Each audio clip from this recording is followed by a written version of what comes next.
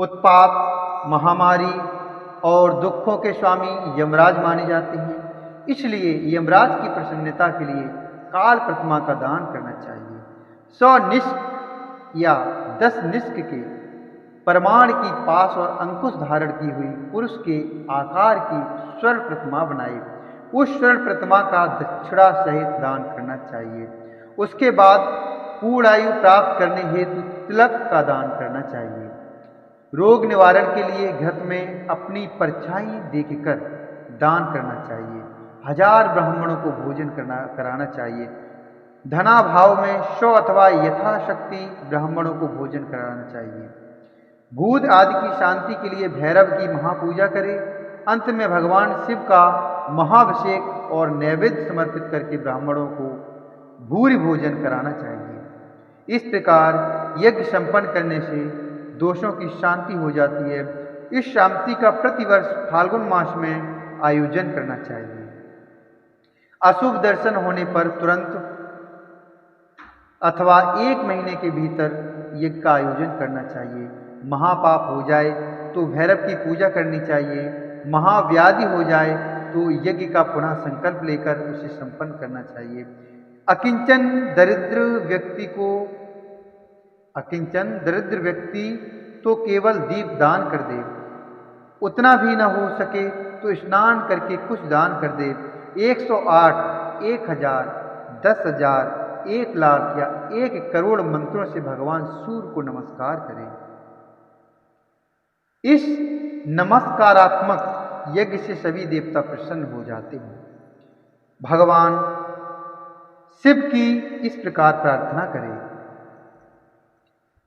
त्वत्स्वरूपेऽर्पितः बुद्धिर्न ते शून्यचारोच्यते या चास्त्यस्मदहन्तेति त्वय्यदृष्टे विवर्जिता। नम्रोऽहं हि स्वदेहेन वो महास्त्वमसि प्रभो न शून्यो मत्स्वरूपो वै तव दासोऽस्मि साम्प्रतम्। कि हे प्रभु, मेरी बुद्धि आपके ज्योतिर्मय पूर्ण स्वरूप में लगी है। मुझ में जो अहंता थी वह आपके दर्शन से नष्ट हो गई। मैं अपनी देह से आपको प्रणाम करता हूँ। हे प्रभु, आप महान हैं, आप पूर्ण हैं और मेरा स्वरूप भी आप ही है। तो भी इस समय मैं आपका दास हूँ। इस प्रकार यथा योग्य नमस्कार पूर्वक स्वामित्व यज्ञ करना चाहिए। उसके बाद भगवान शिव को नैवेद्य देकर तांबूल समर्पित करना चाहिए।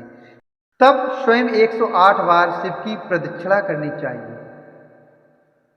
1000, 10,000, 1 लाख या करोड़ प्रदक्षिणा दूसरों के द्वारा कराई जा सकती है। शिव की प्रदक्षिणा से सारे पापों का तत्क्षण नाश हो जाता है। दुख का मूल व्याधि है और व्याधि का मूल पाप में होता है। धर्माचरण से ही पापों का नाश बताया गया है। भगवान शिव के उद्देश्य से किया गया धर्माचरण पापों का नाश करने में समर्थ होता है। शिव के धर्मों में प्रदक्षिणा को प्रधान कहा गया है।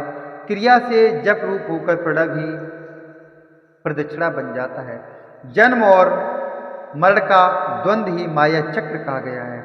शिव का माया चक्री बलपीठ कहलाता है। बलपीठ से आरंभ करके प्रदक्षिणा के क्रम से एक पैर के पीछे दूसरा पैर रखते हुए बलपीठ में पुनः प्रवेश करना चाहिए। उसके बाद नमस्कार करना चाहिए। इसे प्रदक्षिणा कहा जाता है।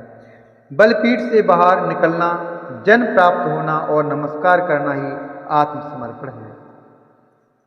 जन्म और मरण रूप द्वंद्व भगवान शिव की माया से प्राप्त हैं।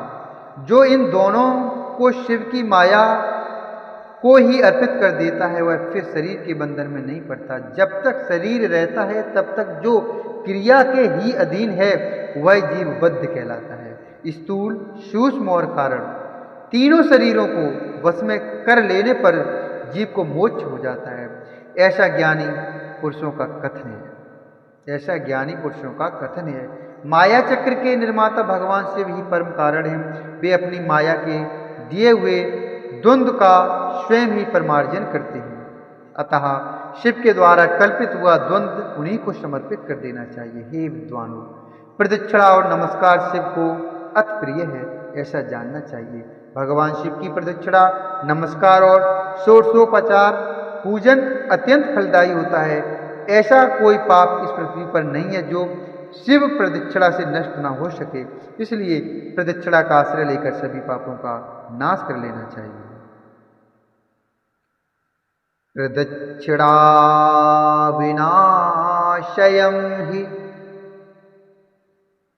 प्रदक्षिणा विनाशयं हि पातकं नास्ति भूतले तस्मात् प्रदक्षिणैनैव सर्वपापं विनाशयेत्। शिवपूजा परो मौनि सत्यादिगुणसंयुतः क्रिया तपो जप ज्ञान ध्यानेशविकैकमाचरेत्। जो शिव की पूजा में तत्पर हो वह मौन रहे, सत्य आदि गुणों से संयुक्त हो तथा क्रिया जप तप ज्ञान और ध्यान में से एक एक का अनुष्ठान करता रहे। ऐश्वर्य, दिव्य शरीर की प्राप्ति, ज्ञान का उदय, अज्ञान का निवारण और भगवान शिव के सामीप्य का लाभ, ये क्रमशः क्रिया आदि के फल हैं। निष्काम कर्म करने से अज्ञान का निवारण हो जाने के कारण शिव भक्त पुरुष उसके यथोक्त फल को पाता है।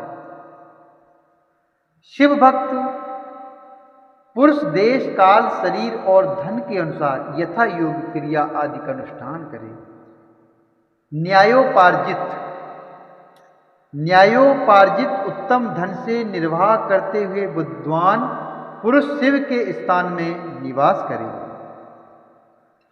न्यायार्जित सुवित्तेन वशेत प्राज्ञा शिवैस्थले जीवहिंसादिरहितमतिकलेश विवर्जितम्।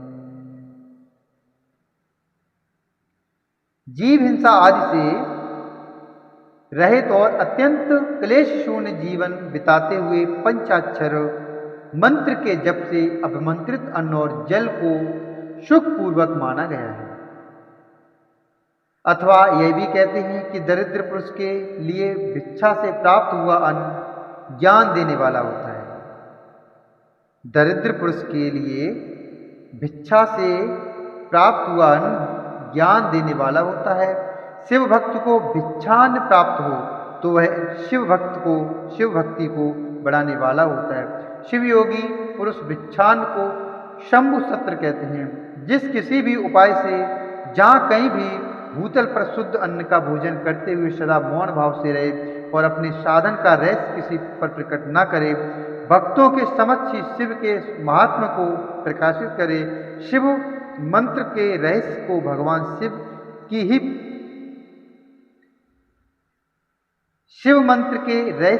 भगवान शिव ही जानते हैं, दूसरा कोई नहीं जान पाता।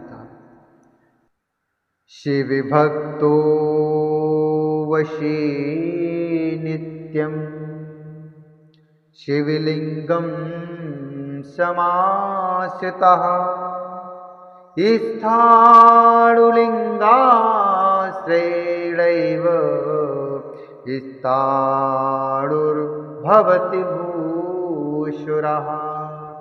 स्थाणुलिंगाश्रयैव स्थाणुर्भवति भूषुरः। पूजयाचरलिंगस्य कृमान्मुक्तो भवेद् ध्रुवं सर्वमुक्तं समासेन साध्य साधन उत्तमम। शिव भक्त को सदा शिवलिंग के आश्रित होकर वास करना चाहिए। हे ब्राह्मणों, शिवलिंगाश्रय के प्रभाव से वह भक्त भी शिवरूप ही हो जाता है। चरलिंग की पूजा करने से वह क्रमशः अवश्य मुक्त हो जाता है। महर्षि व्यास ने पूर्व काल में जो कहा था और मैंने जैसा सुना था, उस सब साध्य और साधन का संक्षेप में मैंने वर्णन कर दिया। आप सबका कल्याण हो और भगवान शिव में आपकी दृढ़ भक्ति बनी रहे।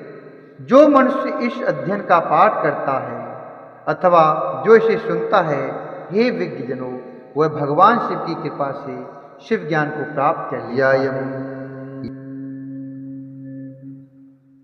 य इमं पठते ध्यायं यः शृणोति नरः सदा शिवज्ञानं स लभते शिवस्य कृपया बुद्धा शिवस्य कृपया बुद्धा।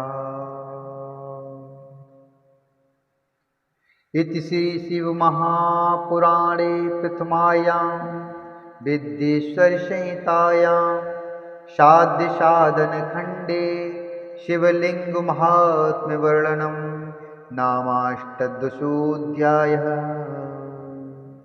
इस प्रकार श्री शिव महापुराण के अंतर्गत प्रथम विद्येश्वर संहिता के साध्य साधन खंड में शिवलिंग के महात्म्य का वर्णन नामक 18वां अध्याय पूर्ण हुआ।